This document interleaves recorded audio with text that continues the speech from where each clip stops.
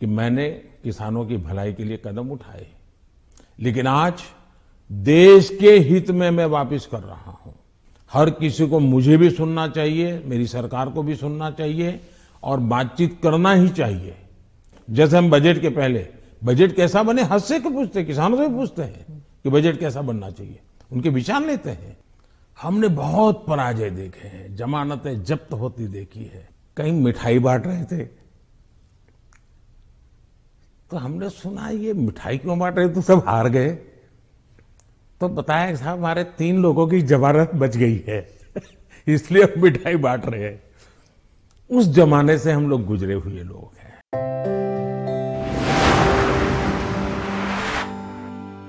देखिए, मैं किसानों के दिल जीतने के लिए निकला हुआ इंसान हूं।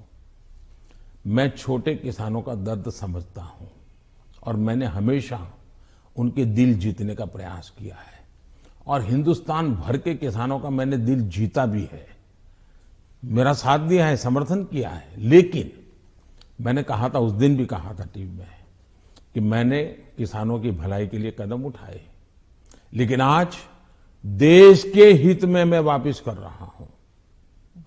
मैं समझता हूं इसको अधिक विस्तार मुझे करने की जरूरत नहीं है। बाद के घटनाक्रमों से पता चलेगा कि क्यों जरूरत पड़ी थी। इस देश के लोकतंत्र का ये सबसे पहला कर्तव्य बनता है, लोकतंत्र में जनप्रतिनिधि का और सरकार का, कि जनता के साथ संवाद करते ही रहना चाहिए और हम लगातार करते हैं।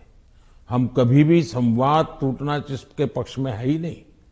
हर किसी को मुझे भी सुनना चाहिए, मेरी सरकार को भी सुनना चाहिए और बातचीत करना ही चाहिए। बातचीत हमेशा होनी चाहिए और इश्यू पर चर्चा ना हो ऐसा नहीं है। जैसे हम बजट के पहले बजट कैसा बने हद से क्यों पूछते, किसानों से पूछते हैं कि बजट कैसा बनना चाहिए, उनके विचार लेते हैं। ये हम तो मानते हैं कि सब कुछ ज्ञान बाबुओं के पास है और नेताओं के पास है, ऐसा हम नहीं मानते। हमारे देश के पास, हर नागरिक के पास अनुभव है, हर नागरिक के पास ज्ञान का भंडार है। हम तो सबसे संवाद करना चाहते हैं, सबसे सीखना चाहते हैं, सबके सुझावों के आधार पर हम चलना चाहते हैं। हमने बहुत पराजय देखे हैं, जमानतें जब्त होती देखी है। मैं तो तब राजनीति में नहीं था, लेकिन एक बार मैंने देखा कि चुनाव में ये जनसंघ था, उस समय शायद दीपक निशान था उनका, और कहीं मिठाई बांट रहे थे तो हमने सुना ये मिठाई क्यों बांट रहे, तो सब हार गए। तो बताया साहब हमारे 3 लोगों की जमानत बच गई है इसलिए हम मिठाई बांट रहे हैं। उस जमाने से हम लोग गुजरे हुए लोग हैं और इसलिए जय और पराजय दोनों हमने देखा है। हम जब विजयी होते हैं तो हमारी कोशिश ये है कि हम ज्यादा से ज्यादा जमीन से जुड़े, जमीन के साथ जितना गहरा नाता बनता जाए हम बनाए। हम जब चुनाव जीतते हैं तो हम लोगों के दिल जीतने के काम में कभी कमी नहीं आने देते। हमारे लिए हर पल, हर दिन, हर योजना, हर काम जनता जनार्दन के दिलों को जीतना, और दिल तब जीते जाते हैं जब उनको समाधान होता है, संतोष होता है। तो हम हमारी शक्ति उसी में लगाते हैं और हम बहुत कॉन्शियसली प्रयास करते हैं कि जीत हमारे सर पे न चढ़ जाए, हमारे दिमाग में वो सवार न हो जाए, और इसलिए हम धरती पर रहते हैं। जहां तक पराजय का सवाल है, हम पराजय में भी आशा को खोजते रहते हैं।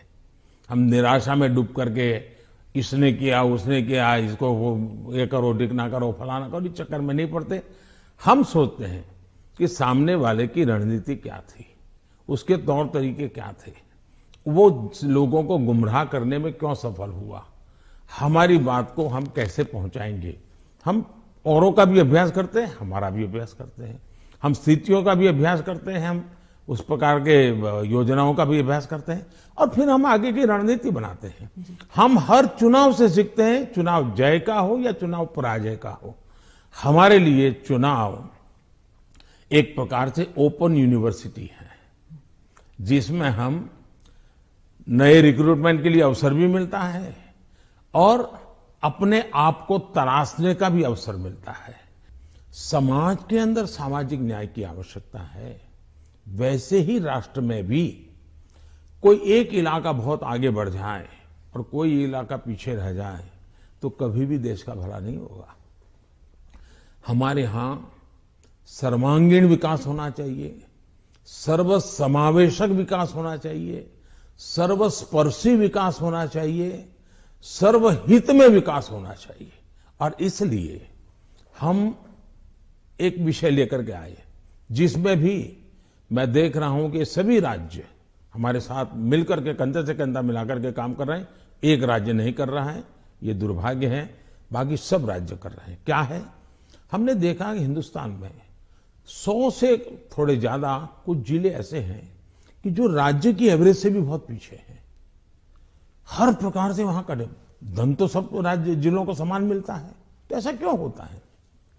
गवर्नेंस के प्रॉब्लम, योजनाओं का अमलीकरण नहीं।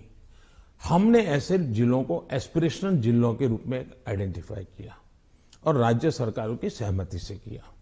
करीब 110-115 जिले हैं और उस पर हमने स्पेशल फोकस किया। मैं खुद जिलों से बात करता हूं, उन जिलों में कल्याणकारी योजनाएं ज्यादा से ज्यादा पहुंचे। मैं राज्य सरकारों को प्रार्थना करता हूं कि वहां यंग अफसरों को लगाइए, आईएएस अफसरों को, प्रमोटेड अफसरों को या रिटायर्ड एज वाले लोगों को वहां मत भेजिए, यंग लोगों को लगाइए। और मैंने देखा कि सभी राज्यों ने मेरी इस बात को माना, यंग अफसरों को लगा। दूसरा, मैंने कहा बार बार ट्रांसफर मत कीजिए, उनको वहां रहने दीजिए 3 साल, उनको कहिए कि तुम काम करो, बाद में तुम्हें अच्छा पोस्टिंग देंगे। सभी राज्यों ने मेरी मदद की और आज ये जो एस्पिरेशनल डिस्ट्रिक्ट है वो राज्यों की एवरेज से भी कुछ तो आगे निकल रहे हैं, कई पैरामीटर में आगे निकल रहे हैं। अब देश का भला हो रहा है। तो मेरा फेडरलिज्म में छोटे से छोटी इकाई का भी भला हो। अब जैसे ऑप्टिकल फाइबर नेटवर्क हिंदुस्तान के हर गांव में जाना चाहिए। हम लगे हैं, पैसे लगा रहे हैं, पूरी ताकत लगा रहे हैं। क्यों? हमें तो पूरे देश को ऊपर लाना है। यही तो रीजनल एस्पिरेशंस को एड्रेस करने का हमारा तरीका है।